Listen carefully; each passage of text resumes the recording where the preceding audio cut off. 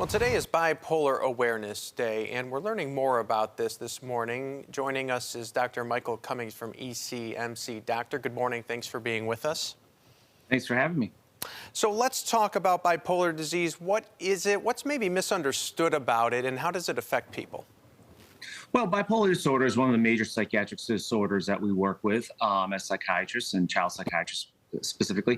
What it really is it's a fluctuation of periods of very highs, which we call mania, and lows, depression, in kids that often looks like irritability. It's important to know that when we talk about fluctuations, we're talking about changes in mood and behaviors over days and even weeks, not over hours. And it's really over all aspects of one's life. So it's not they're struggling in school or at home or with a parent. It's really across all domains of life.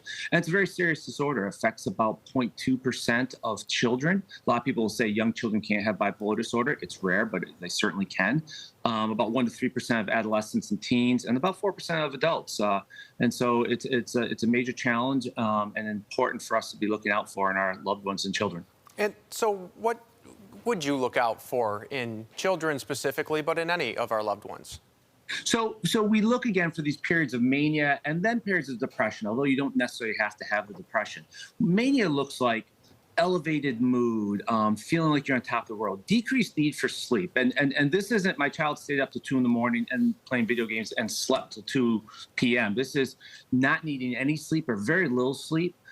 Periods of grandiosity, feeling like inflated self-esteem, pressured speech, hypersexuality, or engaging in other behaviors that are very risky with possibly harmful consequences. And when you have a cluster of these symptoms over a week or two, that looks, and we'll call that mania.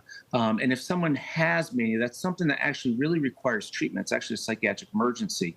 So it's something, if you're worried about this in your child, to reach out to a primary care provider or a mental health professional, because bipolar disorder is very serious. It's also very treatable, but it is something that really is going to require accessing a mental health professional. And beyond our primary care physicians, what are some of the other resources that are out there, such as helplines, to help people through that? Absolutely. Well, so locally, we have a lot of community mental health centers, certainly at Oshai Hospital, Spectrum Cares, Best Self, Child and Family Services, Endeavor Health, just to name a few.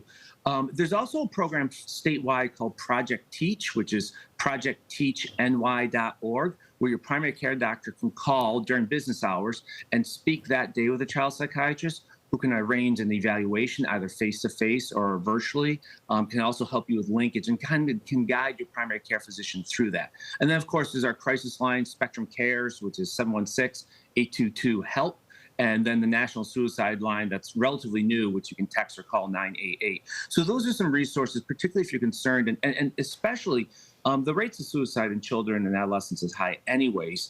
For people with bipolar disorder, 25 to 50% will attempt suicide, 15% will complete suicide, and people diagnosed earlier tend to be at higher risk. So if there's any concerns about, either mania or severe depression with any thoughts of self-harm or suicidality, this is a psychiatric emergency. Dr. Michael Cummings giving us a lot of good, important information, some important resources out there. Thanks for being with us, Doctor. Thank you. Meteorologist Mike Syka will be back with a look at the forewarned forecast next.